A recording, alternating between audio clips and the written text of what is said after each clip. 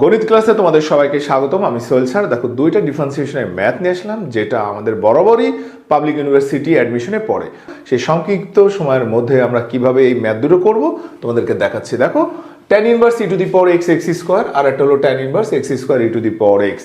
মাই dear students, আমরা সবাই tan inverse x এর ডিফারেন্সিয়েশনের ফর্মুলা জানি এবং ইউ বাই ভি এর ফর্মুলা জানি।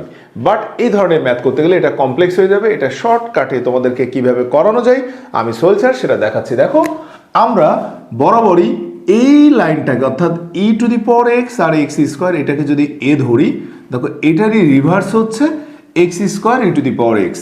তাহলে এটা যদি এ হয়, আমি এটাকে ধরে নিলাম 1/a।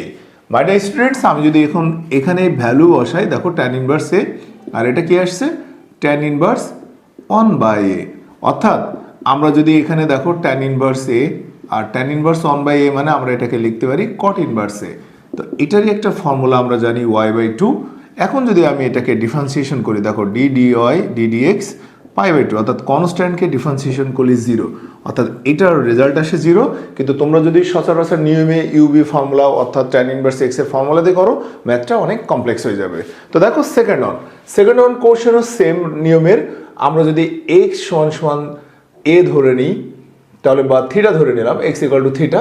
মাই ডিয়ার স্টুডেন্টস, তো দেখো আমাদের এখানে এক্স মানে যদি আমি এখানে x equal to sine theta ধরি, তাহলে এটা কি আসছে দেখো 1 minus x square root over 1 minus x square, তার মানে এটা চলে আসে কস থিটা।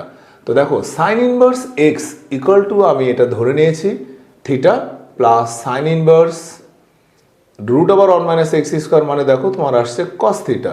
তো আমরা সবাই জানি যে সাইন ইনভার্স কসকে সাইনে কনভার্ট করা যায়। কিভাবে করব?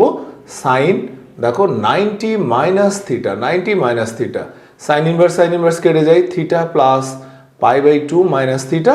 তাহলে এখানেও দেখো π/2 থাকে। আমরা যদি এটাকে ডিফারেন্সিয়েশন করি, নর্মালি কনস্ট্যান্টকে ডিফারেন্সিয়েশন করলে কি আসে? 0।